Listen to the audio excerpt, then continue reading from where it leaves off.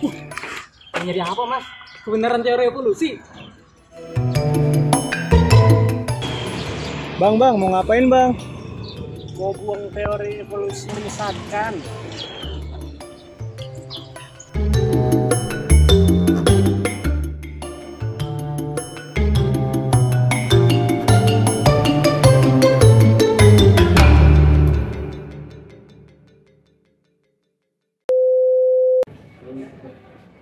Assalamualaikum warahmatullahi wabarakatuh. Waalaikumsalam warahmatullahi wabarakatuh. Salam sejahtera untuk kita semua. Alhamdulillah kita bisa berkumpul pada hari ini, yang dimana kita akan mewawancarai atau berdiskusi langsung dengan salah satu guru biologi ini, biologi di SMA Yasti ya, Pak. Tema kita pada hari ini adalah mengkaji teori evolusi berdasarkan fakta ilmiah. Sekarang di hadapan kita bersama telah hadir seorang narasumber. Boleh perkenalan dulu silakan Pak. Nama, usia, pengalaman mengajar berapa tahun, asal perguruan tinggi dan jurusan apa? Oke, baik. Assalamualaikum warahmatullahi wabarakatuh. Nah, salam sejahtera untuk kita semua. Ini adalah satu kebanggaan bagi sekolah kami karena kedatangan mahasiswa dari Universitas Indonesia PGRI dari Prodi Biologi. Ya. Perkenalkan, nama saya Juhro Ananggratama.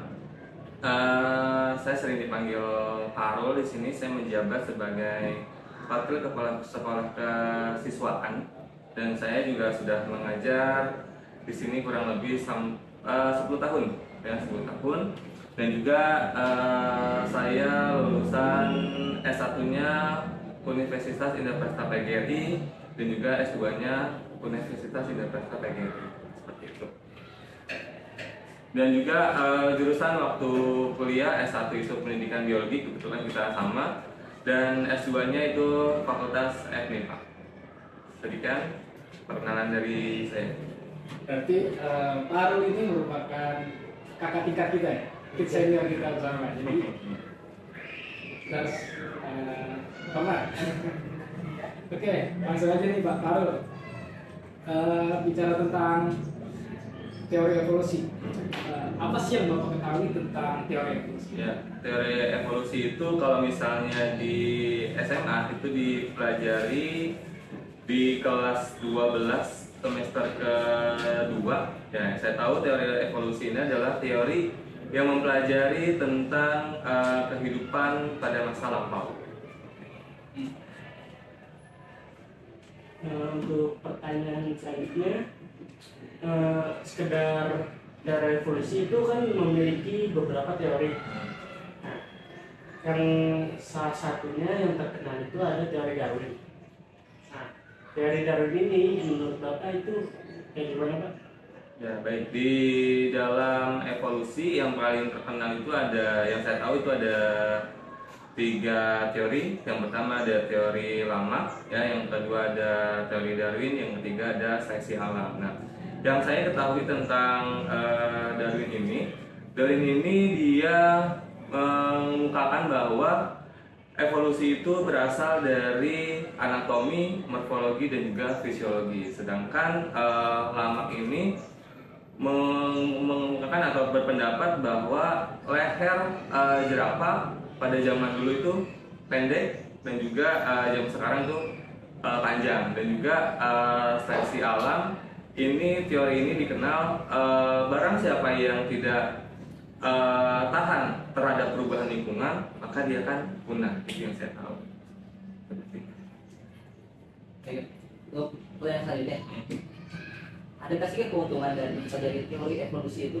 Ya, yang namanya keuntungan pasti ada. Kita jadi lebih tahu bagaimana seluk-beluk tentang teori-teori evolusi, ya, yang dikemukakan oleh Darwin, lalu Lamarck, ya, dan juga Linnaeus. Jadi banyak sekali keuntungan seperti itu. Pertanyaan selanjutnya, menurut Bapak itu apa yang Bapak ketahui tentang manusia purba? Ya, manusia purba itu sering dijuluki adalah makhluk hidup yang tinggal atau hidup di masa lampau, seperti itu. Tadi kita bicara tentang evolusi dari Lamarck, Darwin, dan seleksi alam. Di sini kita bakal fokus ke teori dari Darwin, teori evolusi Darwin. Menurut Bapak nih, sebenarnya siapa sih nenek moyang manusia ini menurut teori evolusi? Iya. Menurut teori evolusi, nenek moyang menurut Darwin ya itu adalah hominid. Gitu, hominid. Seperti itu. Oke, untuk pertanyaan selanjutnya, siapa manusia pertama yang menurut agama Bapak yang melalui pelajaran dari evolusi? Ya, kalau misalnya kita melihat dari dua sisi. Kalau misalnya dilihat dari agama, ya itu adalah Nabi Adam. Ya, kalau misalnya kita melihat berdasarkan teori yang dikemukakan oleh Darwin, itu adalah keratosintase.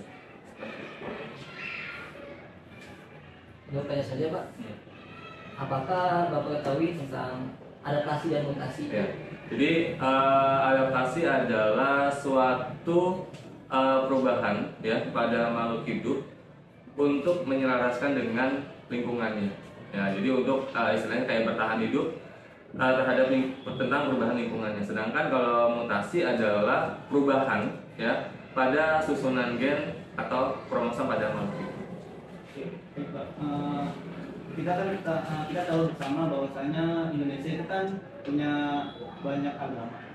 Mohon maaf sebelumnya ini pertanyaan terlalu privasi. Apakah Bapak itu beragama? Ya, alhamdulillah saya beragama Islam. Nah Pak, tadi kan Bapak sudah beritahu kita semua nih bahwa Bapak itu beragama Islam. Apakah Arul ini salah satu orang yang mendukung teori evolusi atau tidak? Ya, kalau misalnya dilihat dari kita membicarakan agama ya, kalau bicarakan dari agama sih saya kurang setuju gitu ya dengan adanya teori evolusi ini. Yang kita ketahui bahwa Allah ini menciptakan manusia dari tanah dan juga api. Jadi ada dua penciptaan dari tanah dan juga api.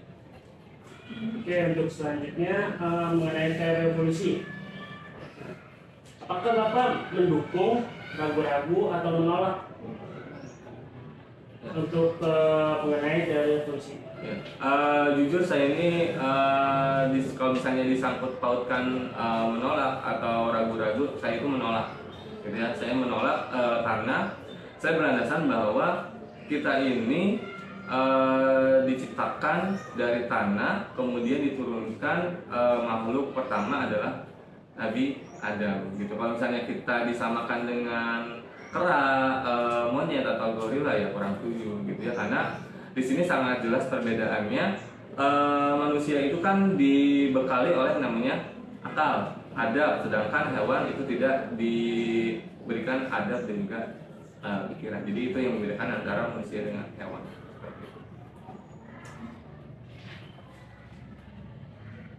Oke, Pak.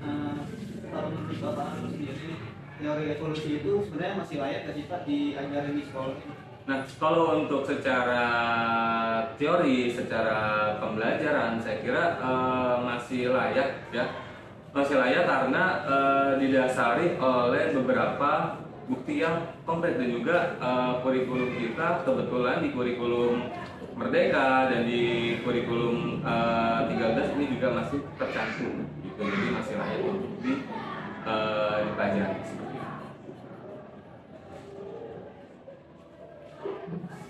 Nah ini pertanyaan selanjutnya agak keluar dari sebenarnya masih mereka tentang teori evolusi dari ini akarnya dari teori evolusi dari apakah nih Parul apakah mengetahui tentang Zionisme, Freemason, Illuminati dan Dajjal?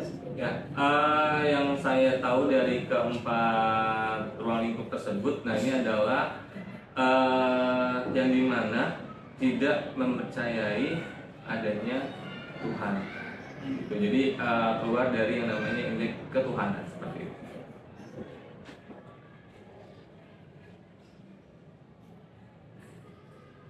Untuk pertanyaan selanjutnya, nah Bapak kan sekarang lagi ngajar ya Pak? Ya, betul. Di Bagaimana Bapak cara menjelaskan teori evolusi pada peserta didik? Ya.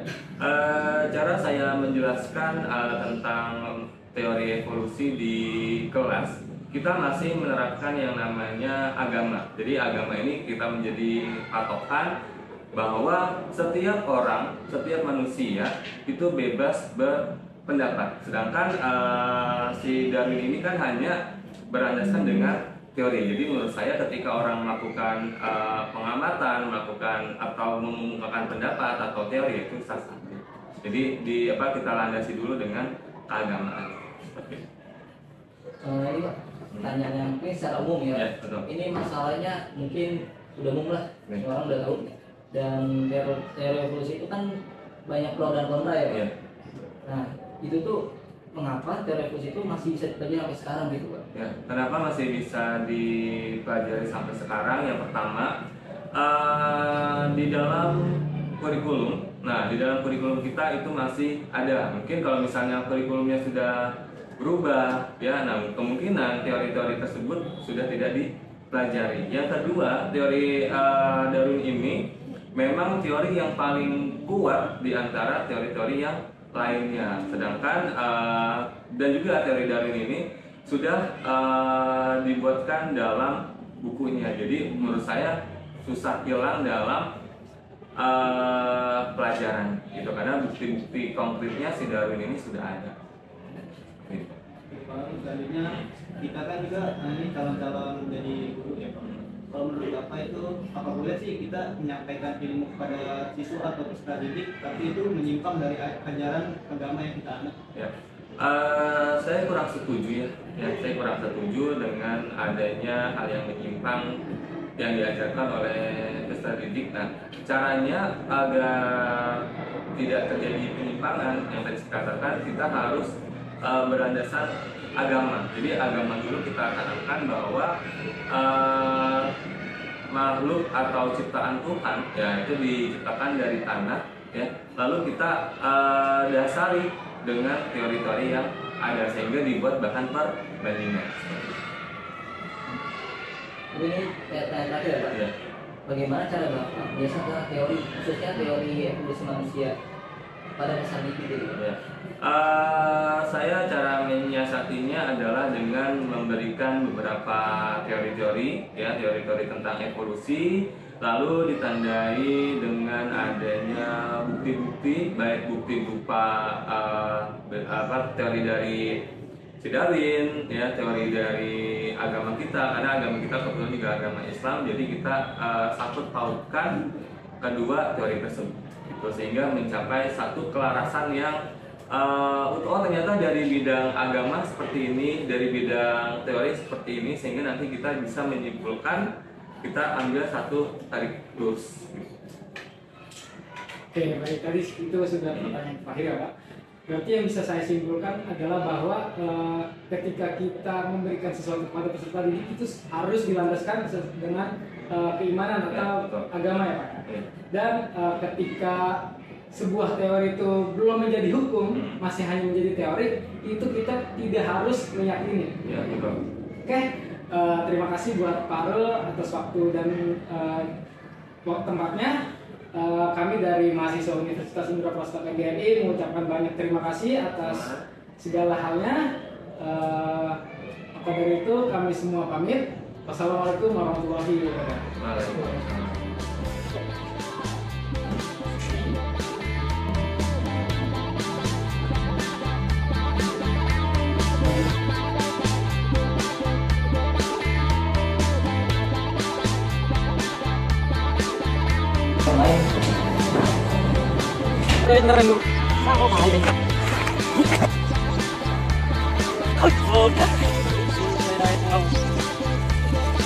Ngam lihat tanggung ngam. Harus deh. Oh ya.